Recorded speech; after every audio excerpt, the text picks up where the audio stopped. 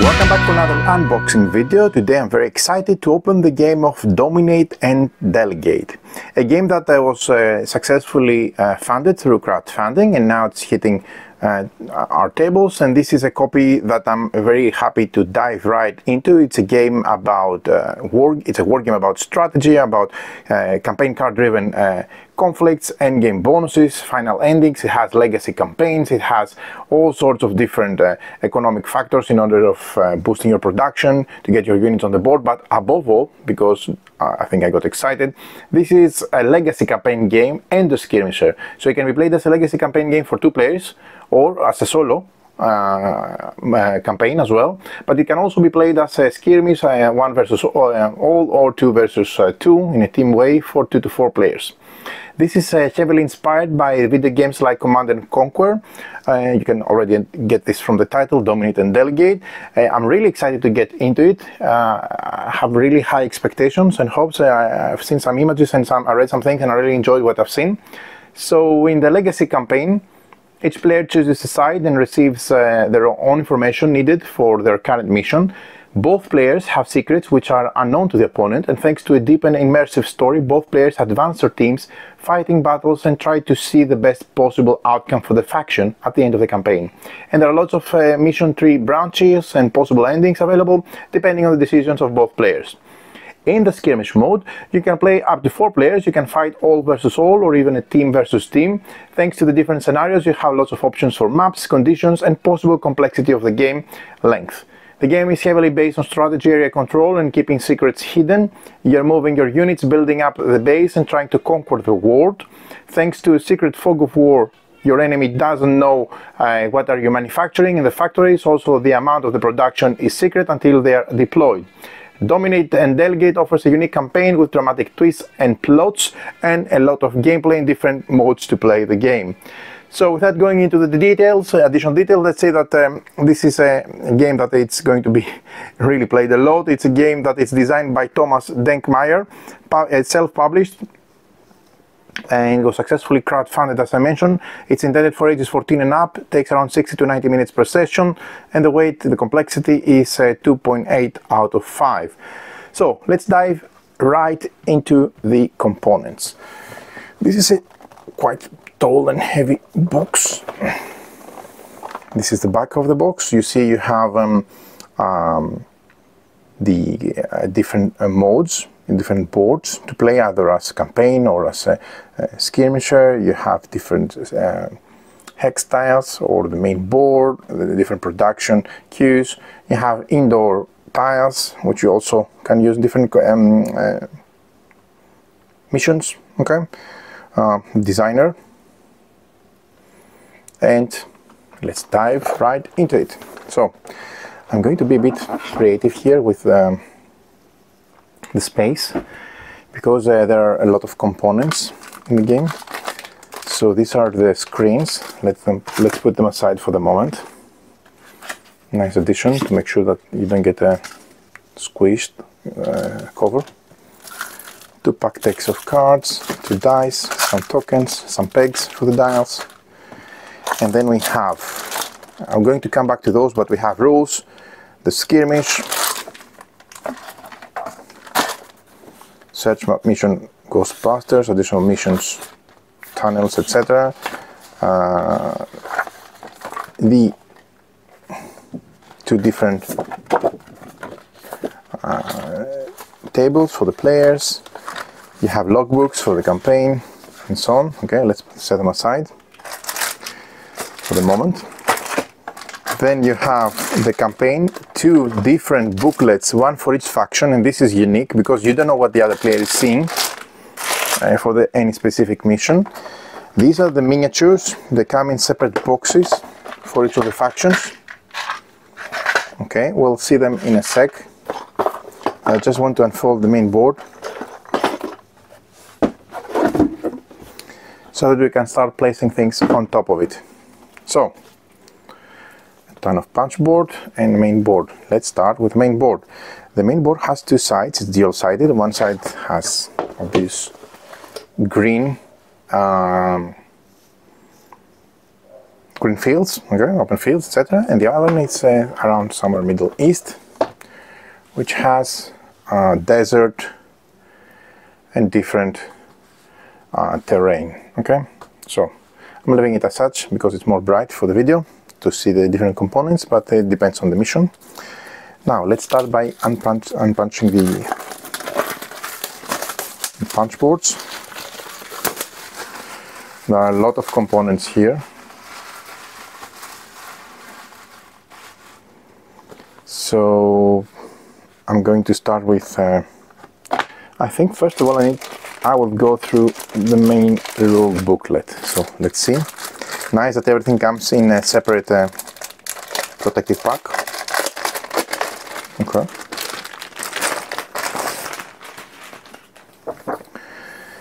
So 48 pages for the complete rule set. Okay. Here we have the game material. We have different figures per faction. We have construction yard, we have power plants, we have refinery, barracks, factories, uplinks, MG towers, rack towers, and infantry, different infantry, buggies, tanks, artillery, mobile fortress, harvesters, and then APCs, dropships, fighters and bombers, and also ore and flight stands for the air units, which you can pre-assemble if I'm not mistaken. Then you have skirmish game board, double printed, the square one. Outdoor tiles, double printed, Middle East and Europe. Indoor tiles, double printed with different sizes and different decorations. All sorts of different buildings, forests, civil buildings, civilians, crates, you name it, vehicles, etc. We have the rounds dial, we have the handheld, one for each player, consisting of credits and energy for the dials. You have the factory queue, which is nice because it's hidden information and the player table there, reward cards, mission cards, the different booklets and campaign logbooks. Okay, so briefly, I'm not going to go through detail, I'm going to cover this game on a separate video on how it plays. This is general information in the backstory about the game. Okay. Professor Thomas Dengmeyer, it's a nice picture of the designer. That's nice.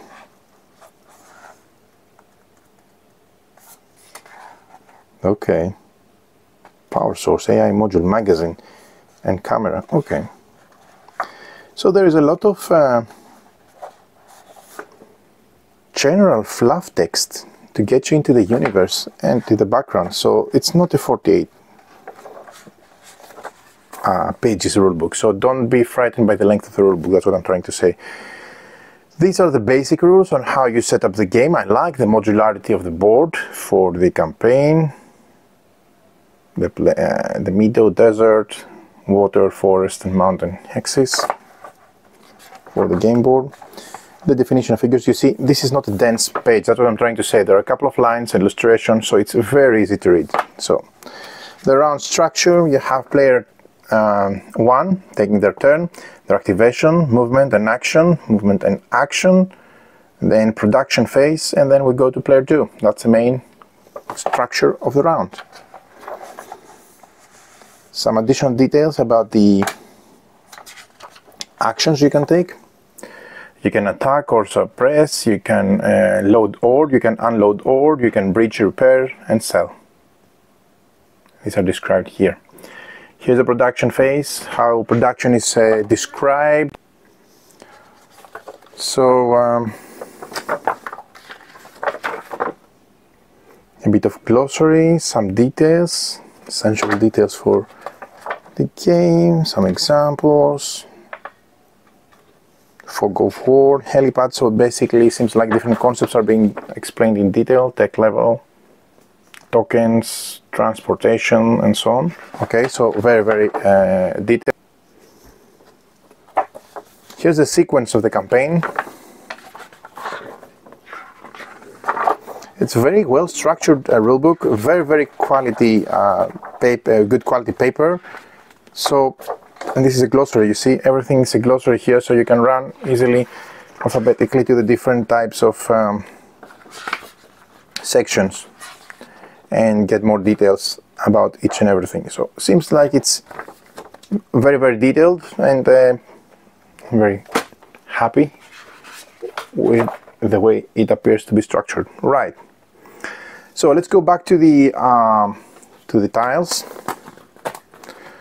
Let's try to get the main tiles first out. I'm going to keep the punch boards and place them at the bottom of the box, just to make sure the level.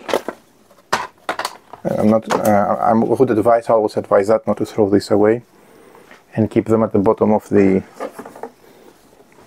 at the bottom of the insert, so that it all levels up back on the same level.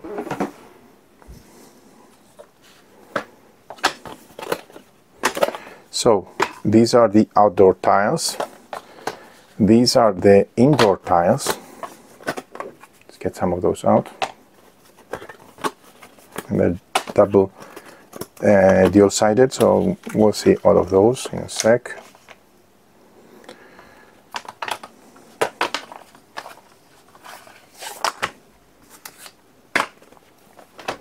Some nice illustrations here. We're going to see them more detailed in a sec. Oh, they have the sequence of the round.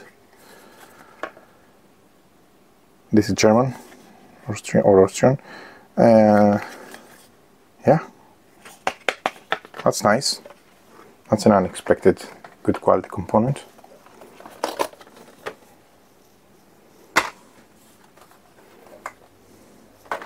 And I believe there is one more for the campaign, if I'm not mistaken. Cool. Cool, cool, cool. Okay, so these are the, how they called, the handheld. One for each of the players. Okay, so we have 4. And these are going to be put together with the dials. Okay. Okay, so let's take some of the components. We have some, how these are called? These are called these, I think these are different colors. These are the MCVs, yeah. There are some buses here.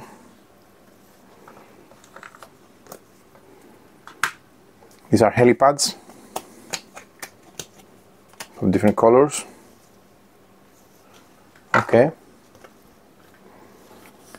Then you have some additional buses. That's probably hidden. Are these hoverboards? Suppose, maybe. Okay, keep that.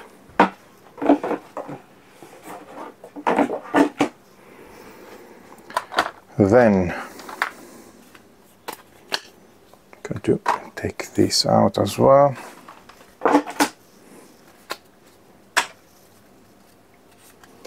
We have these, which are,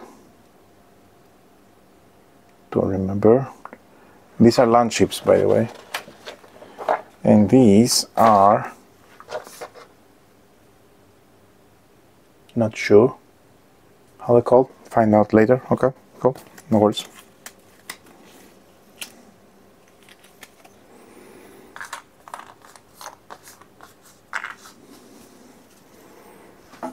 Okay. These are some indoor tiles.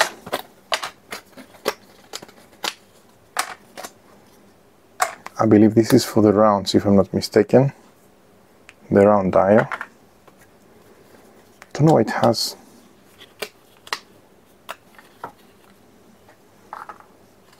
so many tiles, maybe.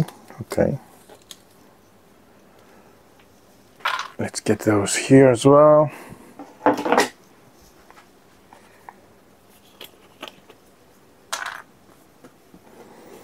Some additional locations or objectives. Here. These are wall doors, most probably needed for the indoor missions. Open and closed. Right.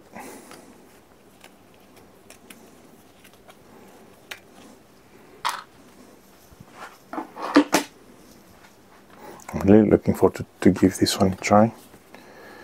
These are bridges which can be either repaired or damaged as obvious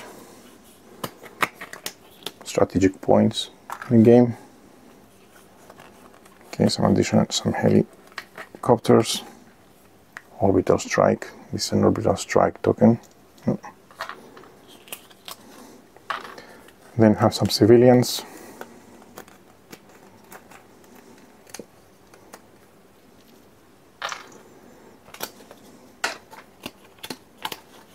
Okay.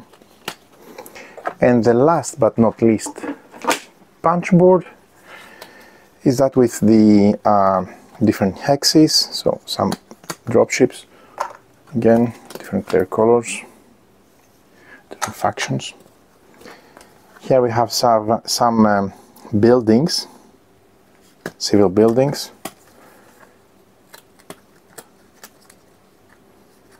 This is fort.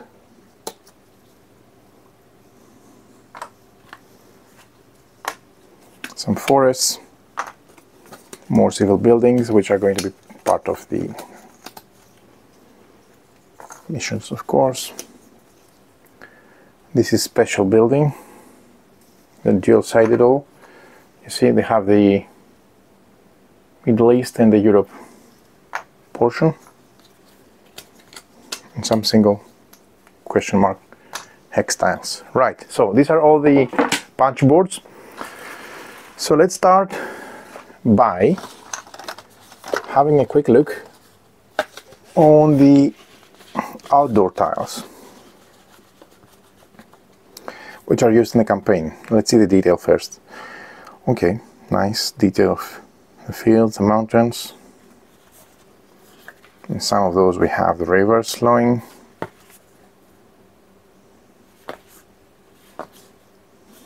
Look at the scale, this rooftop. Okay. Some are plain, like this.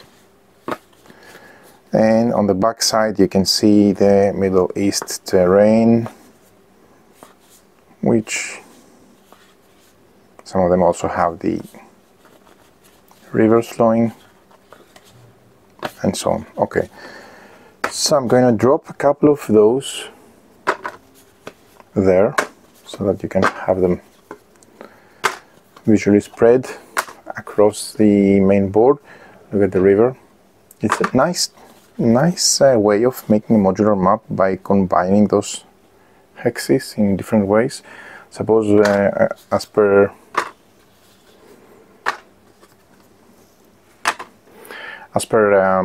the indication of the scenario. Okay, so now let's see a bit of the indoor tiles. Okay, again these are indoor missions like buildings and so on. This is very interesting because suddenly you get out of the scale and you go indoor. I really like the concept. I want to see how it works in practice, to be honest. Again, these are different corridors, yeah, gravel, roads, and so on. Okay. Then we have some square indoor tokens. We have terminals, offices, I suppose, another point of interest. Some nice decorations, okay. But most importantly, oh, why? There's opportunity to get this one, something. But most importantly, it gives a lot of different ways to make indoor missions, obviously. Right, that being said, let's see the production queue. The production queue is are those thick cardboard. Oh, oh, yay! These are magnetic ones. Didn't realize it. Look at that. Oh, I wish more companies were doing that. This is absolutely stunning. Look at the ease of those. Now this go on the outside. Look at the ease of those. Oh, I'm super excited. This is the way to do screens, ladies and gentlemen. This is the way. Absolutely amazing. And also it's a nice way to keep your, obviously your, now I'm going to construct them all. And they also stick next to each other in a nice way. They're going to be packed easily as well. It's very easy to set, you know, to set aside and then put again on the board. I really like what I see. This is very innovative. Well done. And not to mention, look at the thickness of the board. This is going to be durable. You're going to have a lot of things going on behind your production queue, moving units, etc. So it's very nice to have it, to have a robust, sturdy component. That's what I'm trying to say. Right. Let's see now let's see the ore, which is needed to be extracted with the harvesters. Nice plastic component. Okay, cool. Then we have 2 dice, a red D6 and a green D4, which has arrows. Okay. Then we have pegs for all our dials. I'm not going to construct them now to save time, but you get the idea. You count, you use the dial to count the credits and the energy. Okay, and very simply, you're just going to energy on the left, credits on the right. You're just going to use 2 of those and count them.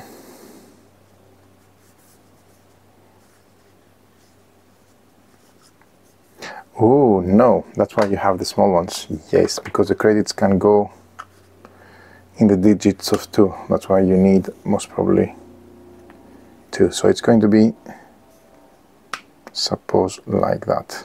Yeah, constructed or assembled. Cool, cool, cool, cool. Next thing I want to show you are the miniatures. So let's start with the Cobra. Or let's start with the EFA. They come in these nice stack boxes, printed. Okay, so you have the logo of the team there.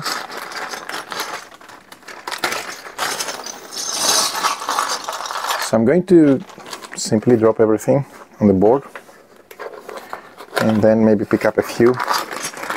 This is a Cobra faction. These are a lot of plastic miniatures.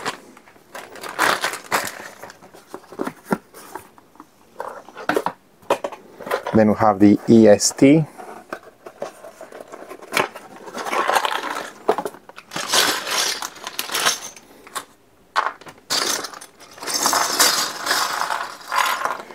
And last but not least, we have the Red Cat. Nice selection of colors, PAL colors, I like them.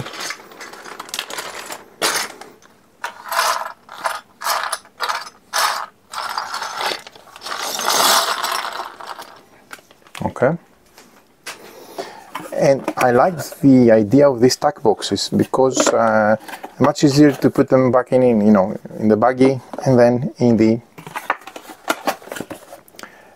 sturdy protective stack box. On top of that, for each of those, you have this for the infantry. Okay, so I'm not going to take everything out. Maybe just for the, there are one for each of the factions. Okay, so just put for the Cobra. So let's now see a bit on the miniatures. Okay, so let me take those so we can have a closer look. So let's see what sheet here.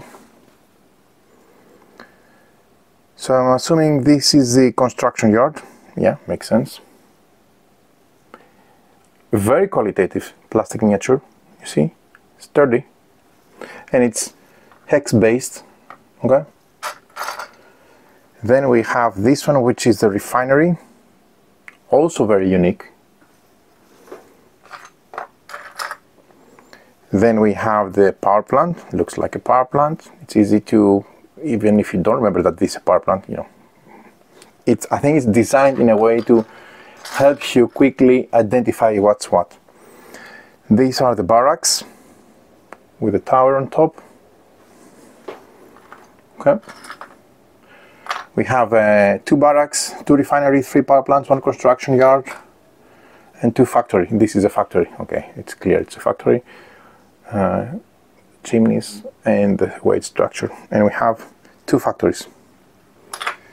Then we have 1 uplink. Very nice details. Really, really excellent job here. This is a refinery. We have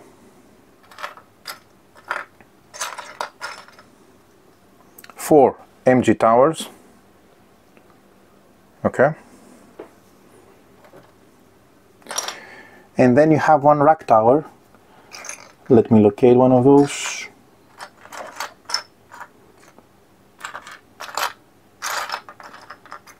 I think it's, no, this is a harvester. They've done great job, really great job. This, I don't know if it's intended like that, but this can even carry an ore. Wow. So the the airships, they have standees, which are very nice, really, really nice. This is the bomber. We have 3 of those. Okay. This is the, oh, that's a bomber again. This is a fighter, smaller, more agile, obviously. 3 of those. We have 2 dropships.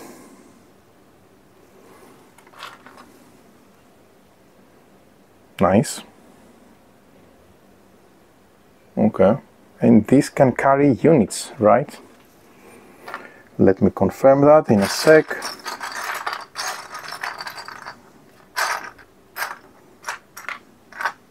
Where are my dropships?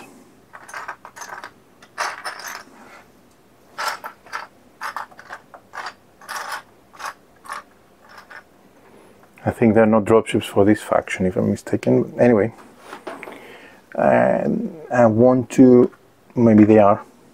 Maybe I'm not looking enough. No, there it is. Yeah, there you go. That's a dropship for this faction. The reason I'm selecting, oh, I wanted this color. Okay, the reason I'm showing this is because you can see, you can put 2 of your military units in your dropship. How cool is that? Cannot do it single-handed, but you get the idea. There it is. Nice. Really nice details. Okay, we have some additional ones, like maybe this is the, yeah, this is a tank. Okay. We also have APCs for transporting units. We do have these, which are the mobile fortresses. We have 2 of those. There are some They're all very sturdy, obviously, as you've seen. These are the artillery. Okay. We have some buggy units. Okay.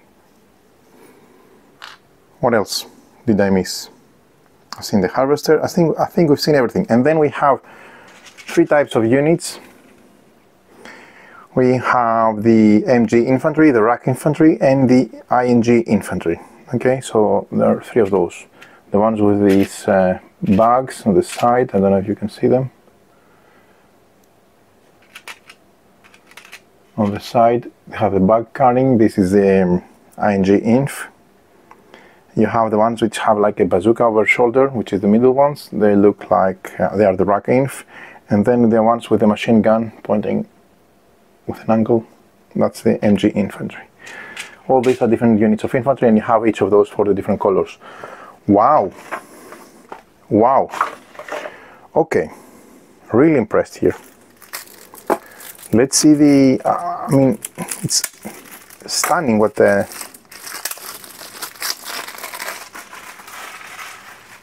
we see here with the production. Okay, so these are mission cards. Okay, thick cardstock, good quality, great. These are different missions, okay, and you can see them linked with pages, obviously from the campaign books. Okay, maybe they're linked. Okay, nice. Then we have one more deck, this one, which is the reward cards, front and back, different illustration.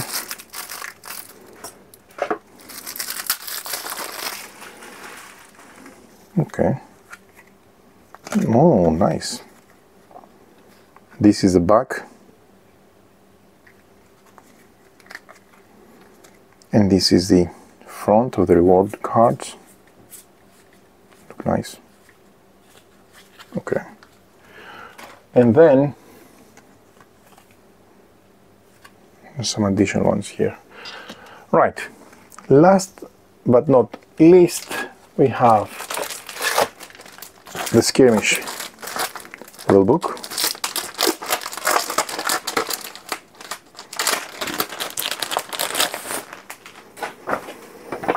So it's a completely different way to play the game. To play it as skirmish, not as a campaign for 2 players, but as skirmish with different scenarios. Okay, and this is really nice because look, you have, depending on the number of players, you can put together, you know, you can fold them up and play on different versions of the sections. Okay, if you're 2 players or if you're 3 players. This is skirmish 02, skirmish 05. Wow, wow. These look really nice. Not to mention you have cases where it combines the skirmish map with the outdoor tiles from the campaign, and you get, wow, I'm really impressed here. And as you can see, there are different, you know, the rules, some additional triggers, etc., specific for each of the scenarios, but there is a big variety of missions here. I'm really impressed with the gameplay value of this one. Wow. Solo campaign. So here, from here on, starts the solo campaign for 1 player, and here you have different, you see, different scenarios where you can play the campaign as solo. There is text, there are things, there's narration. Okay, I don't want to make any spoiler, but just to show you, you have indoor tiles and so on and so on. I don't want to make any spoiler, but you get the idea. Really nice. And the last thing that we have are the 2 campaigns for the 2 factions, one for the EFA and one for the Red Cat. I'm not going to show you, obviously, the components, the inside of the campaign books, because this is a legacy campaign game. You can play it again, but you need to discover it on your own. I just want to quickly glimpse, perhaps show you, first of all, 80 pages. Look at it. I want to show you, you see, the way it is structured. So, for example, you know, we can be playing, let's say, I'm not going to show you, don't worry. We can be in a decision, in a advanced stage of our campaign, and we both are on, you know, on a page which shows the mission, but we have limited information from our side. From our side. This is really, really nice. This is a ton of value in this game. Both as a two-player campaign, both as a skirmish, both as single missions, or one versus all. Really excited to get this one on the table and try it out on different modes. So hope you got a very good detailed understanding of what's included in the game box. A ton of material. So hope you got a bit of insight on the contents. Until the next one, many thanks for watching.